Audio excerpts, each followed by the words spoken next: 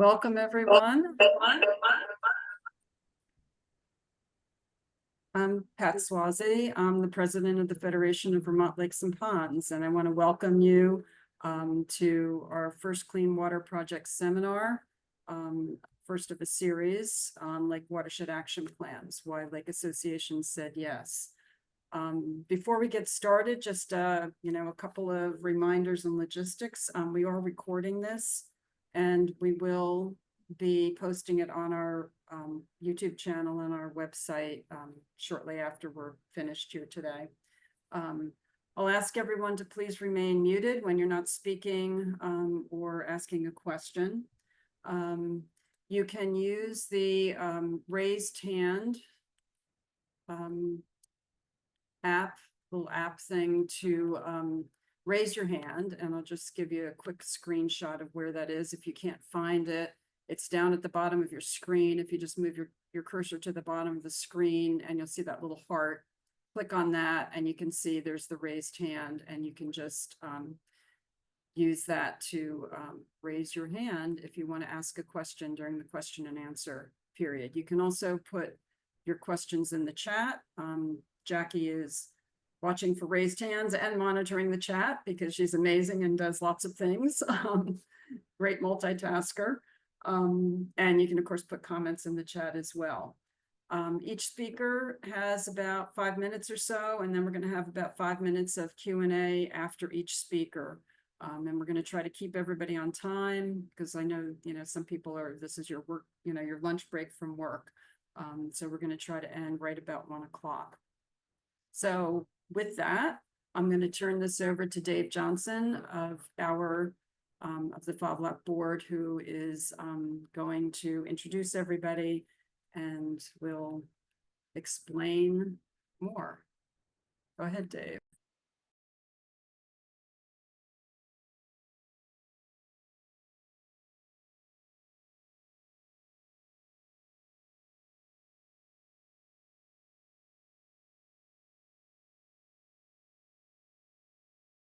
Yeah, Dave, you're muted.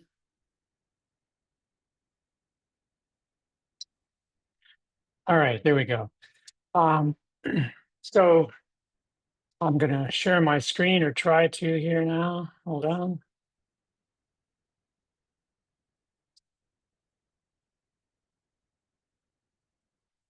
All right. Let me just make that a little bigger here.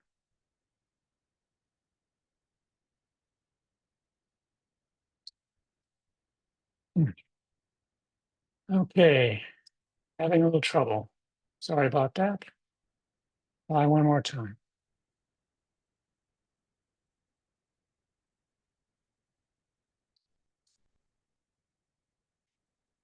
Okay, well, I can live with this.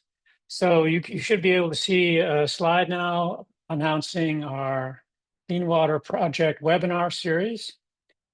And so why say yes? The FOVLAP board feels strongly that one of the main stressors of our lakes is excess nutrients. And the way to mitigate that problem is through stormwater projects. And so we wanted to focus a series of webinars on this topic because this is a problem that is getting worse and worse with climate change, and we feel that that action is needed to address this issue. So this is a tentative list of the topics that we hope to cover in these 1 hour noontime webinars. You can see here we have a definite scheduling of the second one in the series on how to assess your lake's water quality. The others may change as we move forward, but we hope to have roughly this many over the next 12 months. And on the second one, we're happy that we've arranged with Mark Mitchell for him to give a talk on how to assess your lake's water quality data. And you'll be seeing some of that data, I think, from the lay monitoring program today. And I'll take the opportunity now also to mention that this series is done with the support of a grant from the Watershed United Vermont program. And we're happy to have that and receive that. And with that, we were able to hire an outreach coordinator, Deborah Musio, who I will stop sharing here and I'll ask Deborah to wave your hand and perhaps say a few words if you wish. Hi, everyone. I'm happy to be part of FOVLAP, the board members and everybody associated with it is an amazing group of people who care deeply about these issues, and I feel lucky to be a part of it. Nice to meet you all. Great, thanks. So we'll go back to this. So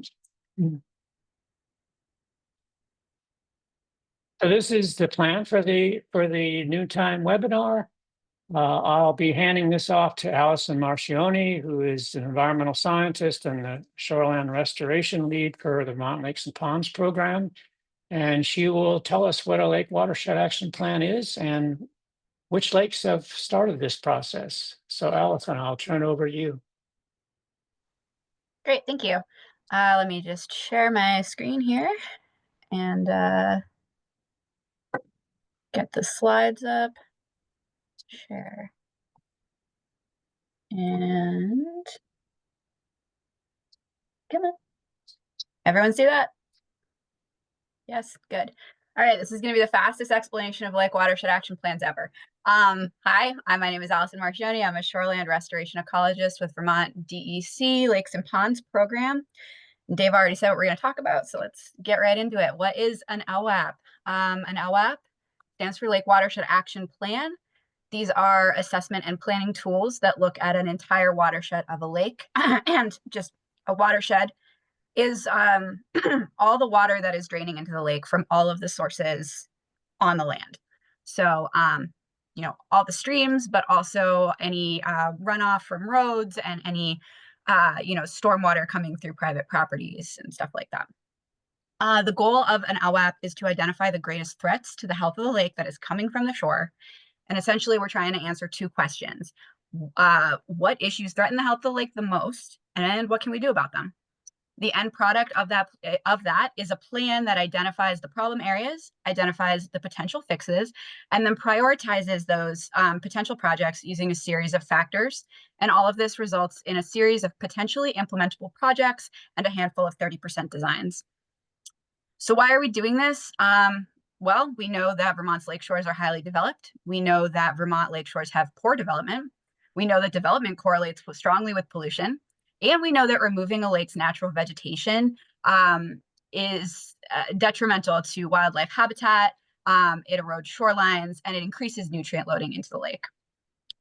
So a lake watershed action plan looks at 3 different assessment types. These are shoreline sources, stream sources, and road sources, kind of like I mentioned. And we look at those sources within the entire watershed. Sometimes other additional sources will be identified in an LWAP, such as forestry practices, agricultural practices, and sometimes wetland restoration projects are also identified through these processes. But these are the main 3 assessment types.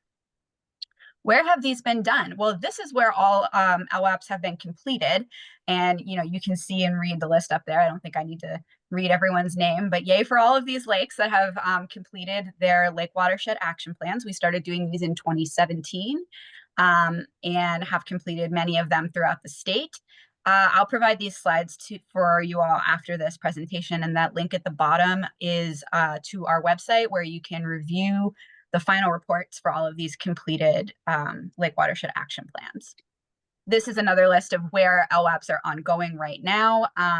Some of these with completion dates, some I didn't know exactly when the completion date was supposed to be, but I think all of them are in the next year or 2. And then 2 more lake watershed action plans will be announced mid-December that will begin in May of next year. Those are DEC funded lake watershed action plans that I'm currently working on right now. So how are these locations determined? It's a really good question. As I mentioned, DEC funds a lot of these lake watershed action plans. I think most of them that have been completed and are ongoing have been funded through the Lakes and Ponds program. And when DEC is looking at where we want to do these lake watershed action plans, we are looking at 3 factors. We're looking for significantly increasing phosphorus trends. That's one of the biggest things. You know, if the lake doesn't have increasing phosphorus trends, it's not going to be a high priority for us to do a lake watershed action plan. We're also looking for disturbed watersheds, and I've been asked what that means before because disturbed sounds really bad, right? But almost all of our lake watersheds in Vermont are disturbed in some way. That just means that they are developed. They've got houses on the lake, they've got roads around the lake. There's, you know, farming and forestry practices happening in those watersheds. Very few watersheds in Vermont would be considered not disturbed. And then we're making sure that all of those assessment types are present. So if you don't have you know, development around the lakeshore, you're missing a assessment type, and a different approach might be better for that lake. Same goes for if there are no roads or no streams. You know, there has to be some kind of development for us to be looking at. And finally, and very importantly, we like to have an active and engaged lake association or other user group on the lake to help us kind of champion these projects, to get in touch with landowners, to get people interested and active and really engaged with the process so that the projects that come out of these assessments can be implemented. You know, these are all non-regulatory, so you must have landowner agreement to do many of these restoration projects. And having an active and engaged lake association or other sort of group on the lake is really important in order to get that level of engagement. And who funds all of this? That's always a complicated question. I'm going to try to make this as simple and brief as possible. Can you wrap up there, Allison? Yep. Like I mentioned, DEC funds a lot of lake watershed action plans. The Lake Champlain Basin program has funded several lake watershed action plans only in the Lake Champlain Basin. Obviously, clean water service providers can also fund these only in basins that have clean water service providers, which is Lake Champlain and Memphremagog. And finally, lake associations can self-fund lake watershed action plans the way that Lake Dunmore and Fern Lake funded theirs. So that's it. Questions? Thank you, Allison. Questions? Raise your hand and or put.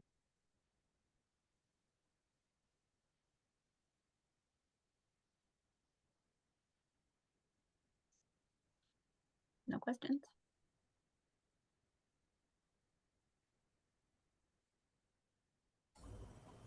I have a question. Yeah. Michael Thomas from Newbury, Vermont. I'm on the Conservation Commission, and we work with the Halls Lake Association on their lake-wide project. As far as funding sources go, we're one of the smaller ponds, and I don't think our phosphorus level's too high, but we got a good start on it last summer, doing other things with the lake. Are you going to put up those funding sources on something we can find them other than just copy them here? So are you looking for, since Halls Lake already has a lake watershed action plan, are you talking about like funding sources for implementing those Yeah. projects that come out? Yeah, I can definitely communicate that with you or put some links in the chat. For where you're located, it's probably the design and implementation block grants, and I can put some stuff in the chat so that you can explore that more. And I'm always available to talk about, you know, funding of projects in the future. Okay, and projects in the future, real quick. Newbury is very blessed. We have 4 other ponds of good size in the town. Most of these are private access, but people do go in there. I'm hoping the information we learn from Halls Lake can carry over into some of those private ponds, into those smaller ponds. Some of these funding sources perhaps would be available to carry on projects like that in the future. Yeah, definitely. And I'd encourage, you know, the Conservation Commission or the town to kind of reach out to the NRCD, because for smaller ponds or smaller projects, they would be a good partner for, you know, working on development of those projects. Okay, thank you very much. Anybody else? Any other questions? Jackie, anything in the chat? Okay. Hearing none. Dave? Okay. What's next So up? I'll continue on here. What I would like to do in the next remaining time is to ask representatives of several of the lakes that have had watershed action plans created or in the process to just tell us a story about why they decided to do this and how that decision was made. And I will start. So this is a photo of my lake, Lake Dunmore, and Fern Lake over here. And about 5 years ago, the Watershed Action, or sorry, the Water Quality Committee from these two lakes, where several of us went to a FOVLAP event. It was a lake seminar in Montpelier in 2018. And there we learned about the lake monitoring data and how we could access it. And we began to do that. And with that, we learned that that there was an alarming long-term water quality trend in our lake. And we also learned that this was common, among mesotrophic lakes in Vermont. And we looked further as to how our lake compared to other lakes. So you can see the increasing phosphorus trend here.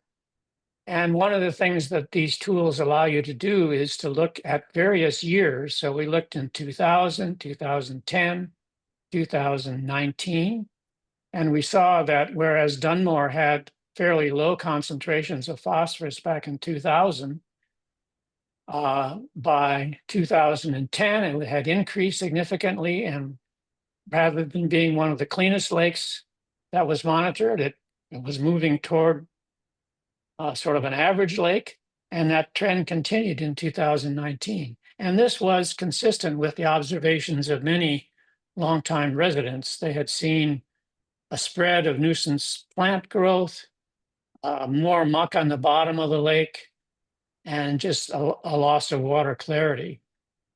So we were concerned that Lake Dunmore was degrading more quickly than many of the lakes in Vermont, and we wondered what we could do about it.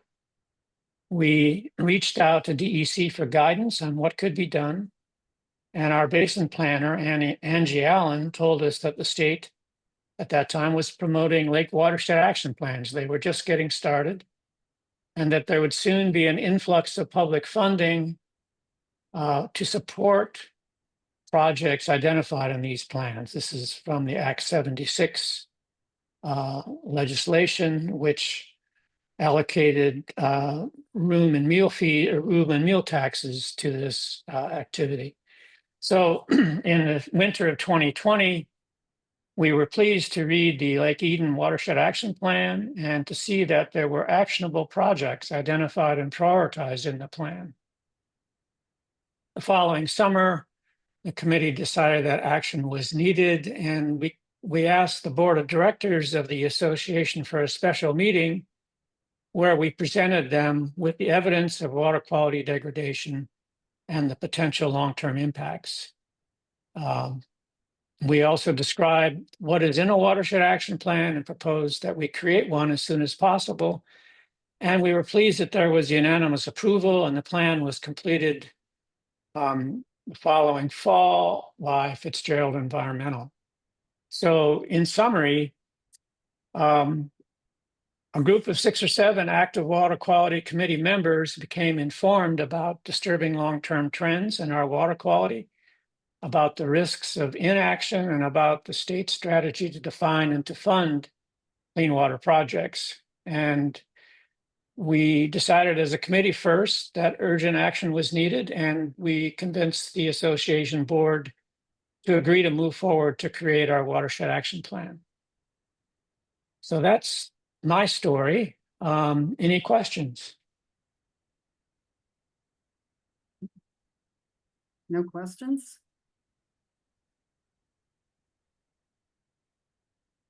Well, I'll ask one, Dave, oh, did you have a question? Joanne? Anyone? I noted that on the slide that Allison showed that Lake Dunmore self-funded. Is there a reason why you decided to do that rather than maybe, looking for grant funding? Well, this was, during the pandemic. And we weren't sure when the clean water funding would roll out at that point. And we felt that we didn't want to delay, and we thought we wanted to be sort of, ready for that, for funding to implement also. We wanted to be on the leading wave of that implementation funding. Other questions? Liz has a question, I see. Yeah, hi, Dave. I wondered, would you be able to share the range of cost for that you had to sponsor for your Lake Watershed Action Plan? Yeah, I think it cost $35,000. We had a couple of bids, and they were both in the same ballpark. So I expect that's typical.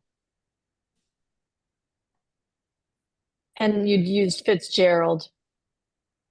We did. And have you started to are you going to self-fund the projects, or are you going to seek? I imagine No, you'll seek funds for that. We've already obtained grants for a number of projects and completed several of them. Great. Michael Thomas here. I have a question from Newberry. Go ahead. You said this cost $35,000 to fund this, but when you explain when you talk about funding, can you please just give a short description of what actually was funded for that money? And also, you talked about the phosphorus raising in the lake, but you gave no statement about where you found the phosphorus coming from and what you did to deter it from getting to the lake, I guess is the best way to put it. Okay, so the $35,000 went to hire a consulting firm which had expertise in stormwater management. And they came and did a tour of the lake and identified 60 projects. This is typical of these plans. These projects were prioritized by how much phosphorus reduction they would create, and and they also go into a database which makes them eligible for public funding. Now, where the phosphorus comes from is a good question, and I think it comes from shoreline development, as Allison said, and we're finding that we get quite a bit of it from our tributaries as well. There's several other people with their hands up. Jackie, can you see? Who the person is? Oh, that's probably me. Sorry, I Yes. don't have any identifier. I apologize. I was just wondering how your board, Dave, came up with the consulting company that you found. How did you find them? Well, we wrote a request for proposals and sent it out to a number of them. And I think we got 2 replies, and we chose the lowest one. And yeah. Thank you. Eric Hagan. Am I pronouncing your name right? We can't hear you. You must be muted.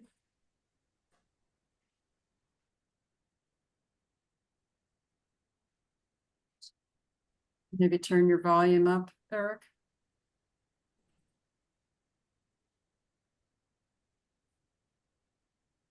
Still can't hear you.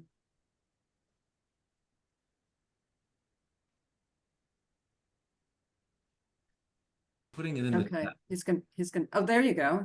Say it again. Speak Oh, you again. can hear me? There you go. Okay, good.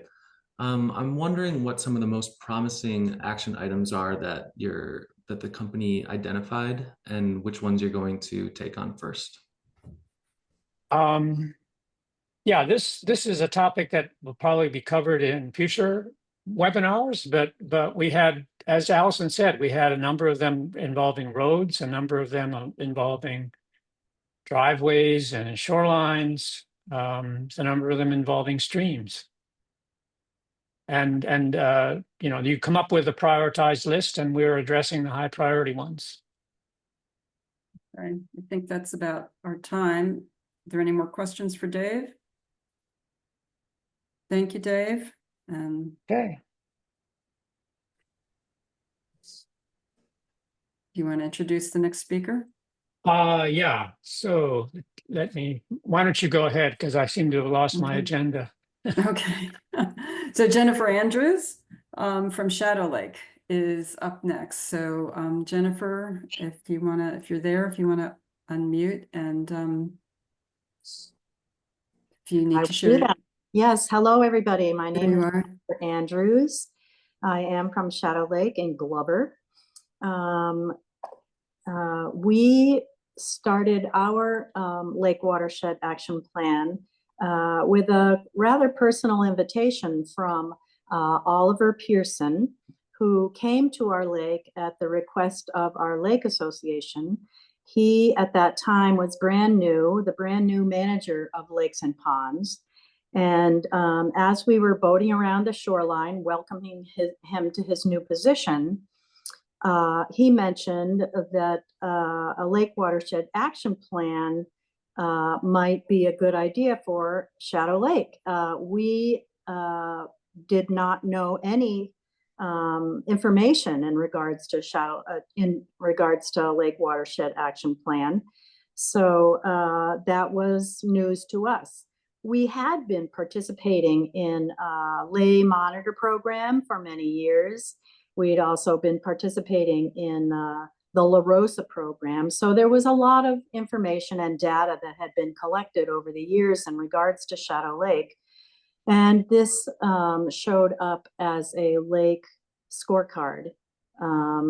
And so using that data and information that we had gathered over the years, we could see, just like Dave had on his lake, that our phosphorus was trending up, and that was not a good thing.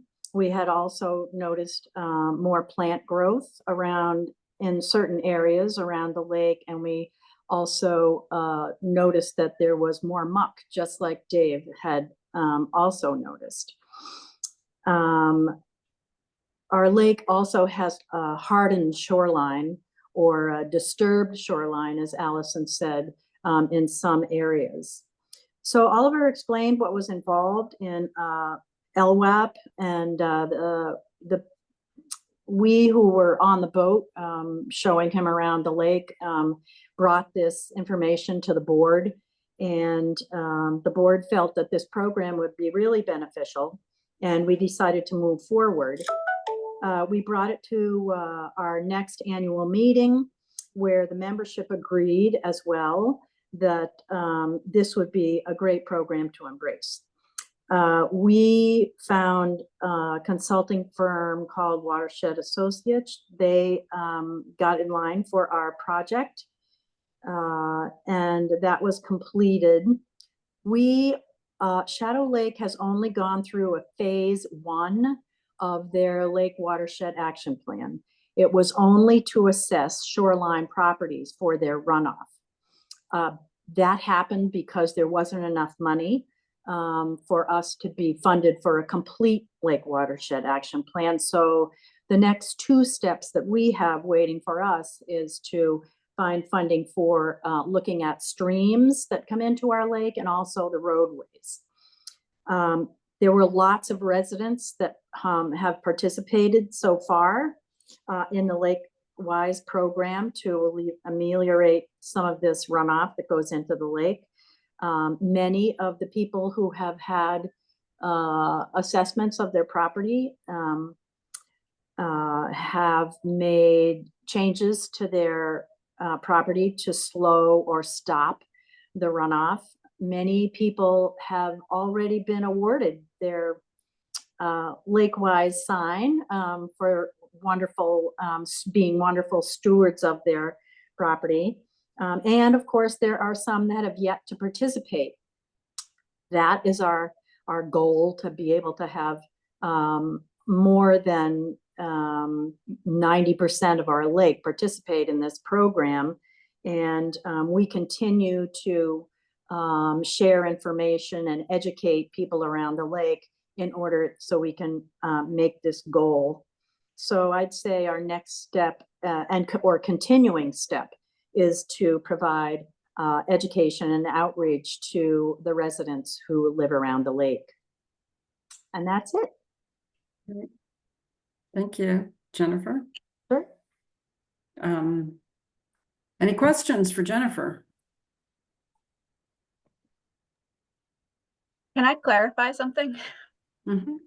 The ahead. Shadow Lake LWAP was a phase 1, but it covered roads and shore.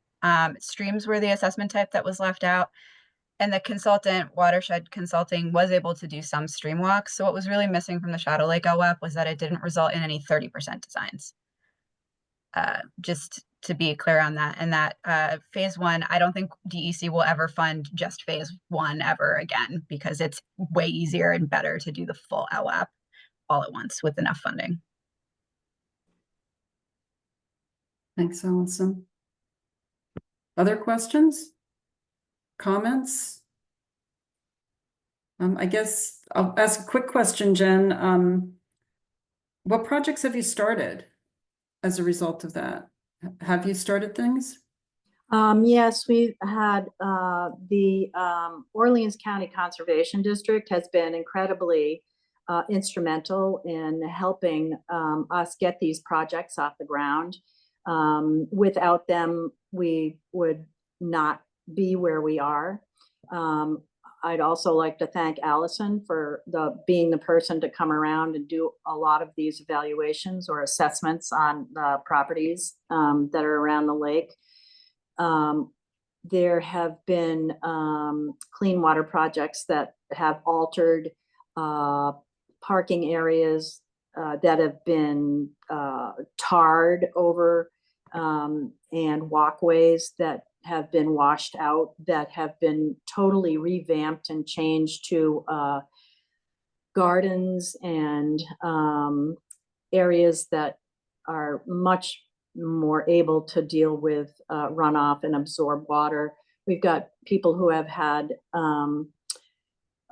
infiltration steps that have been built into the sides of their property to be able to absorb water. We've got shoreline that has been bolstered with natural components so that the waves and wind don't erode shoreline. So there's been lots of projects around that have been done, and we're super looking forward to getting some more accomplished. Great. Thank you. Other questions or comments for Jennifer? No. Okay. Thank you so much. Dave, you want to unmute yourself? Yeah, sorry. Next is Lake Maury with Bill Menard. Greetings. Thanks for having me. Mhm. Allison did an excellent job in explaining why a lake should do a WAP. And I'd strongly recommend to any participants here or listeners to visit a website of one of the associations and take a look at a completed WAP. You could go to our lake, lakemaury.org. It's initially a little intimidating. It's 100 pages long, but you can skim through and you will learn a lot by looking at a completed plan. So what I'm focusing on is how we went about it and not the why. Probably one of the things that was helpful, we were facing a cyanobacteria bloom that we hadn't had in decades. So you might call that alarming and motivating for people to participate. a couple of unique things about Lake Maury. I mean, every body of water is unique, but we all have the common challenge of water quality. But we have 547 acres, a 5-mile perimeter road, and approximately 100 dwellings on the shoreline, of which almost 100% have membership in the LMPA, Lake Maury Protective Association. I think we have 3 non-members. So a process for decision-making for our lake includes our amazing president, Laura Tucker, and a concept, idea, or challenge will come across her desk. And in this case, I think she conferred with Oliver Pearson, like Jennifer mentioned. So she's very thorough, thoughtful, inclusive, and very importantly, a very respected voice on the lake community.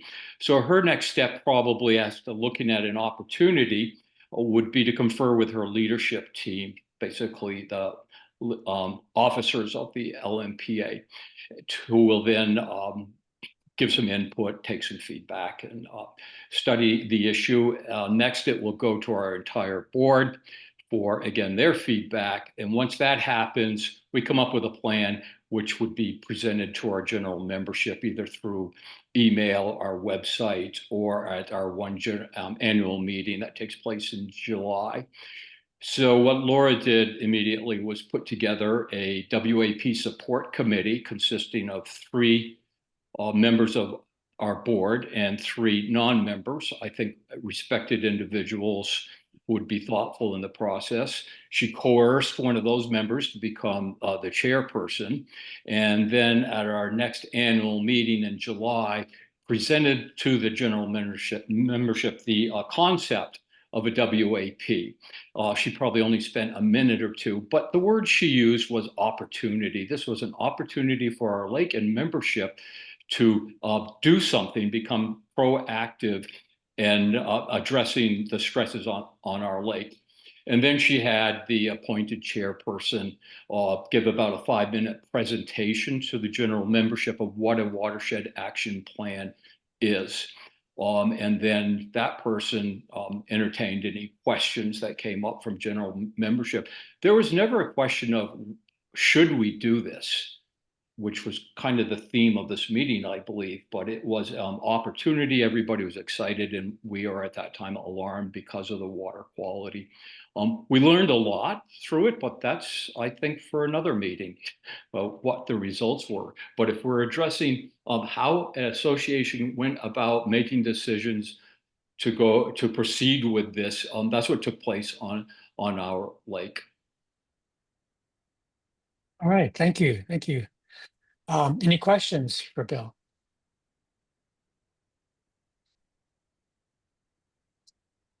I think, Bill, I'm interested in the decision to include sort of non-board members as part of that process. Could you, did these people kind of volunteer, or did you know they were interested, or, did you have to go around and twist some arms?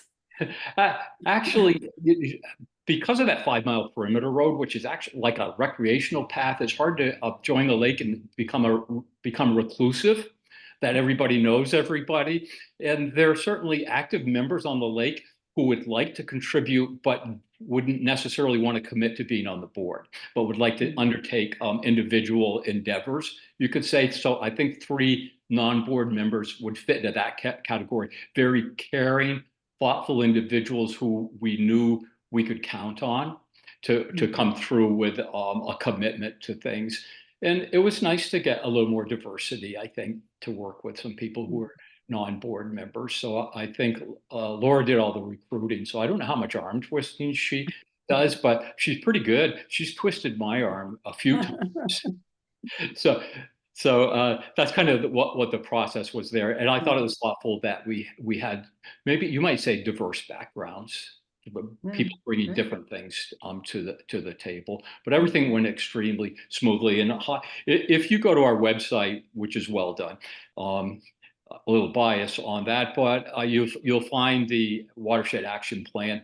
And I learned something by reading through there. Not that I was surprised that I could learn something. I don't know everything, but Thank you. Thank you. I just wanted to mention to everyone, in case they aren't looking at the chat boxes, Allison put the link to the completed plans in the chat box, so you could copy that, so you'd have that for you to check that out. Thank you. Thank you. Dave? If there are no other questions, let's move on then to Tracy Becken and Tom Wagner, who will tell us about how and why they acted to get a watershed action plan on Echo and Seymour Lakes, which is one that's not completed yet, but it's just in progress. Hi, I'm Tracy Becken from Seymour Lake, and we came about doing the LWAP a little differently because we're in a watershed of an impaired lake, which is Lake Memphremagog. Because of this, the funding for these LWAP projects was increased, and we were actually approached with Echo to do the LWAP. The boards of both lakes quickly agreed to do so for a variety of reasons. I mean, obviously protecting the lake, but also the boards felt that with a lake watershed action plan, we would be eligible for funding for projects identified through the plan, which has certainly been the case. Our final report is actually going to be on December 4th. So we're very close to having the final report.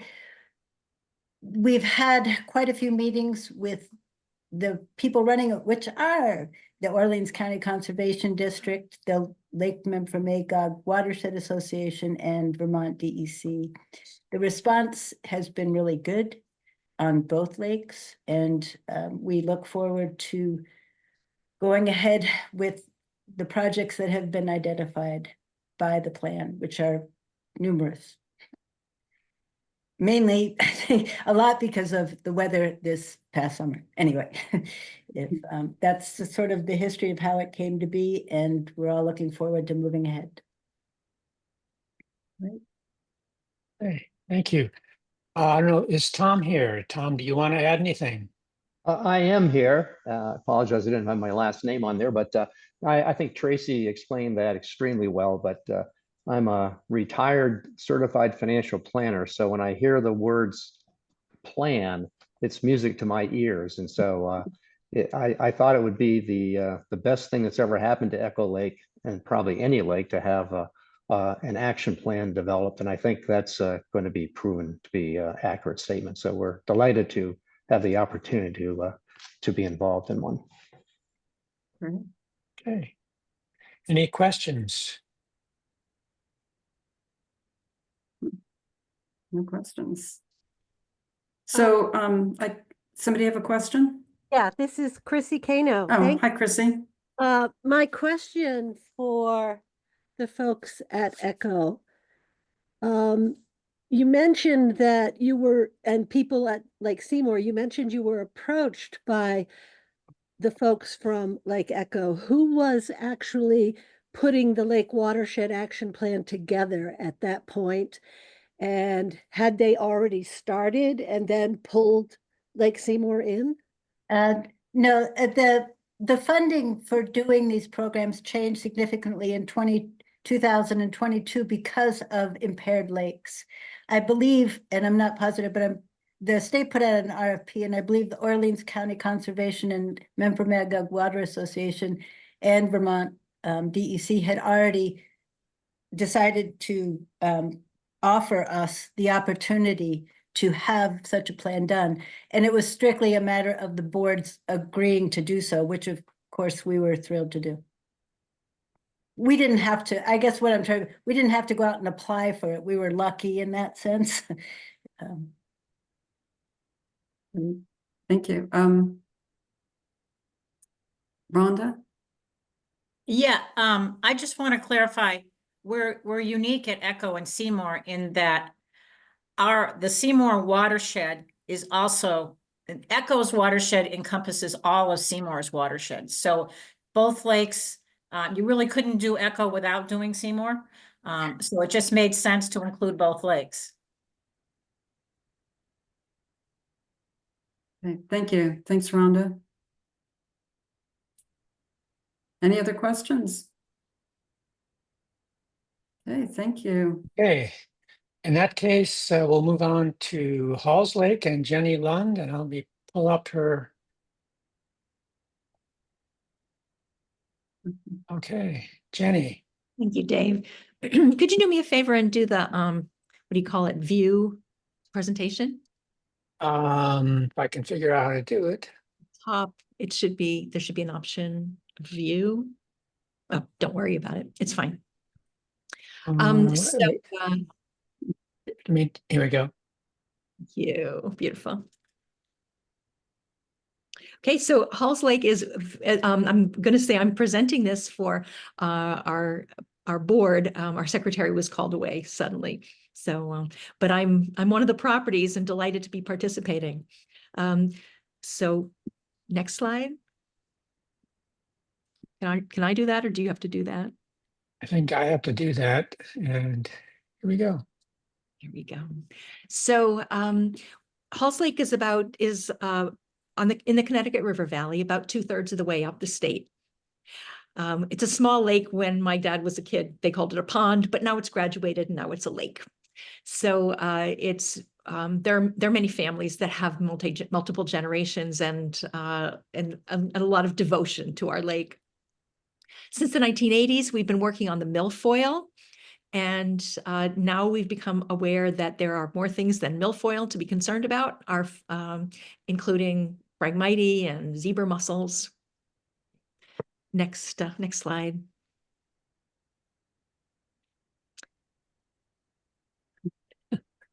Okay, there we go. Thank you. So a couple years ago. Okay, hold on. I pressed the wrong button.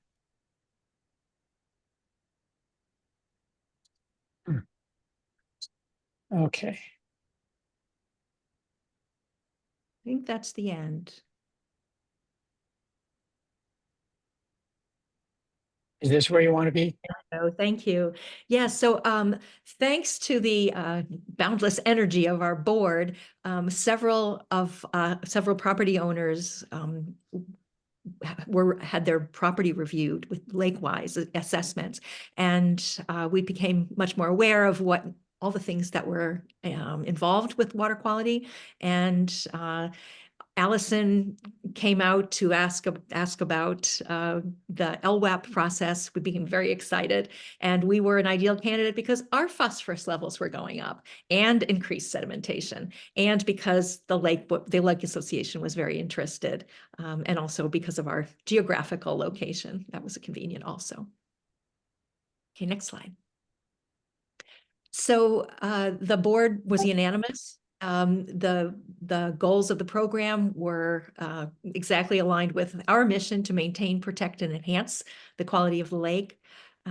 We are already working to raise homeowner awareness of best practices. I'm going to say, not as an overstatement, that there were some owners who were completely oblivious, and we're making progress. And we're also very interested in working with the granting agencies to mitigate the problems. There are some very obvious problems. One of the reasons the board was unanimous is that the actions would be voluntary. And I'm hoping that we'd be unanimous about those too, but we have to start with baby steps. Okay, next slide. So last year, FEA was selected by the DEC, and we had a virtual kickoff meeting with the Lake Association, the town, and the DEC. In the annual Lake Association meeting, Allison and FEA came and presented and were warmly welcomed, and then more people signed up for assessments that summer and that fall. The road and the stream surveys happened just this spring. Thank you. Next slide.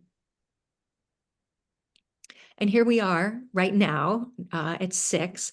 Our assessments are complete, and we are waiting for prioritization news. Things slow down a little bit because of the floods, but both the Lake Association and the town are looking forward to the report. we're hopeful that we'll bring grant funding so we can remedy some of the problems. Optimistic. Okay. So things that we have already gone in a very positive direction is that we're all very proud that our lake has received the Gold Award status for having a high enough percentage of people who are authorized as lake-wise. The people who have become aware recently are already making improvements to their practices. And we're also happy that the communication between the Lake Association and the town and the general community have become much stronger. There's much more communication and many opportunities to work together. Fine. Yes, That's time. But thank you. Wrap up. Go ahead and wrap up. Next slide. Okay. We're very happy. Thank you very much. Thank you. Thank you, Jenny. Any questions? Michael Thomas Uh-huh. from Newbury, Vermont, and I'm on the Conservation Commission, as I mentioned earlier here, and we've been trying to work with the Halls Lake Association for many years. This lake-wide action plan has helped bring us into the fold. And I haven't heard it as much, but I'm hoping other towns are doing it, that in Newbury, the program and the information is spread out farther than just the Halls Lake Association. Being on the Conservation Commission, we brought the select board, and the Halls Lake Association introduced them to our select board. A lot of members live there, a lot are out of town, so it's important to make a local connection there to the village people. Also, as a Conservation Commission member, I work widely with our town planning board and work on our planning and zoning laws. Shoreline development, make sure we have a strong shoreline development. I know in the state right now, for those who aren't aware, that with the big push for building more houses, every town has to have 2,000 more houses, or whatever the thing is, whatever their agenda is there. That's putting pressure on ponds and lakes. One of the definitions, or one of the things in the planning zoning administration, is in shoreline development, if one dwelling is allowed, two must be allowed. And this is forcing some small lakes possibly down the road to get their ponds and lakes overcrowded. And this is something we have to watch out for. Newbury's covered under Two River Ottaquechee Regional Planning Commission, and I have reached out to them to get an answer to this question, that if you're going to have one dwelling, why must two be allowed?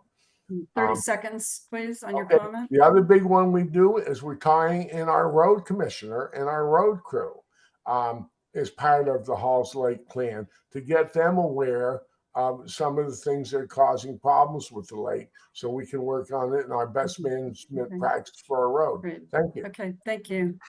Any other questions or comments for Halls Lake? Okay, thank you very much. Finally, we have Pat on Lake Iroquois. Thank you. Thanks. I'll try to be quick.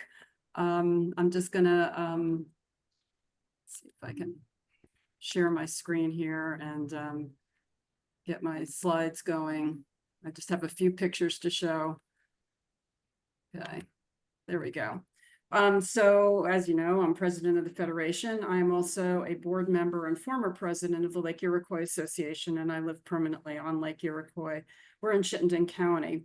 Our story starts in 2020, and it actually starts when we began to create our 5-year lake management plan, which we decided we needed to do.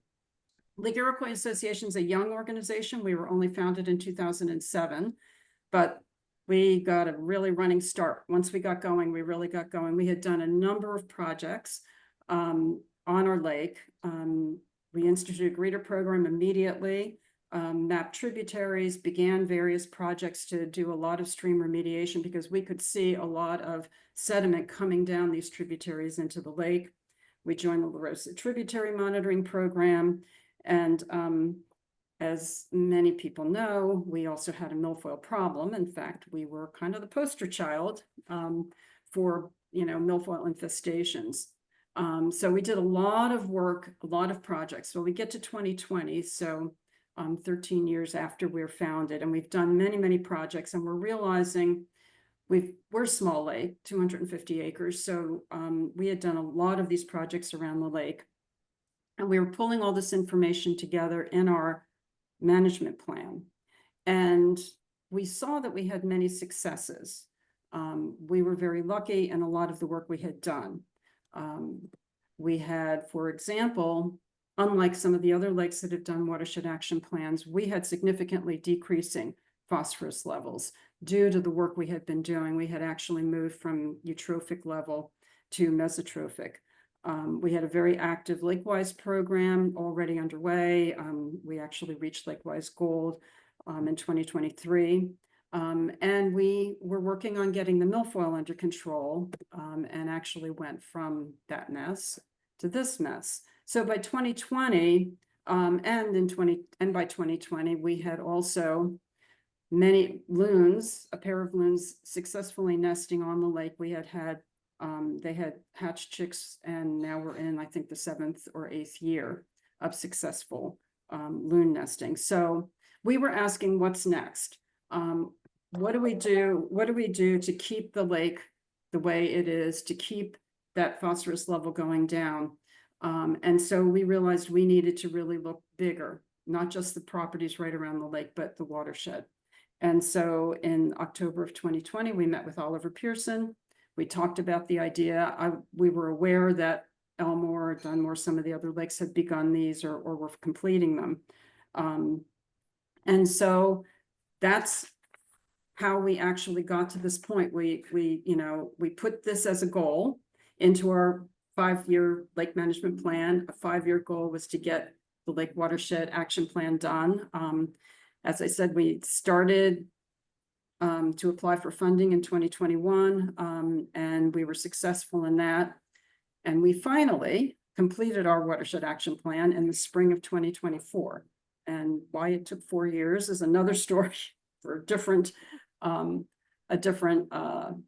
probably. But here we are with a completed plan. We also have the management plan, and these are on our website, and you can read them if you're interested in both of them. And we are now in the process of beginning to seek funding to implement some of the projects that we found were needed in our Lake Watershed Action Plan. So that's the short, quick version of the story, and I'm happy to take questions and comments.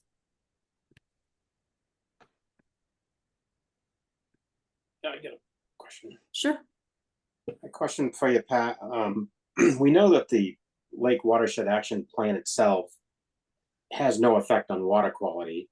It's the projects that the plan identifies is what actually does something. And what I would be curious to know, both with Lake Iroquois, that's going to be starting some of those projects, some of the other lakes that have had plans put together and actually conducted projects to see what's actually occurred and how those specific projects have actually influenced water quality.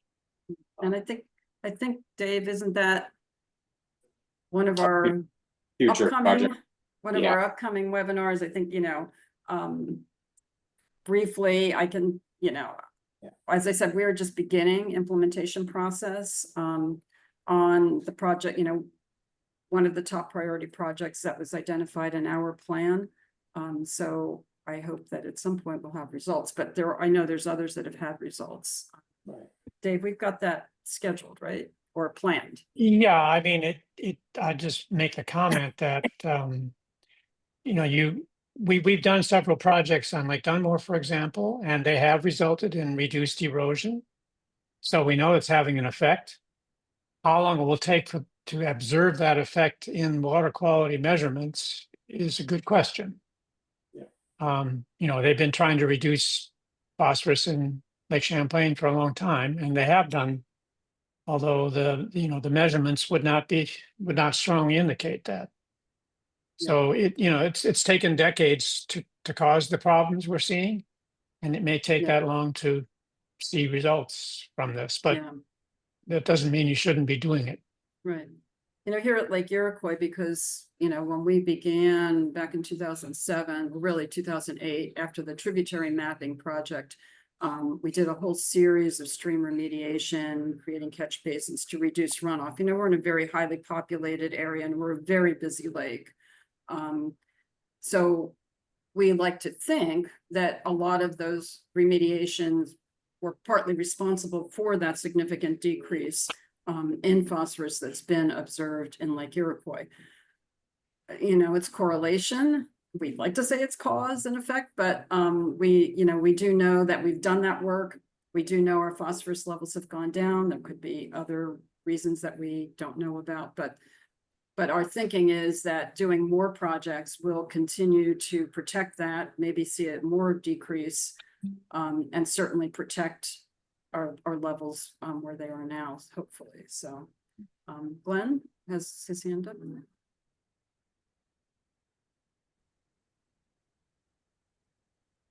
Glenn, did you want to say something? Yeah, Pat, and just kind of follow up. I think I'd really like to see an implementation seminar. We were one of the first ones to complete our action plan. And unfortunately, after 4 years, we've yet to accomplish one project.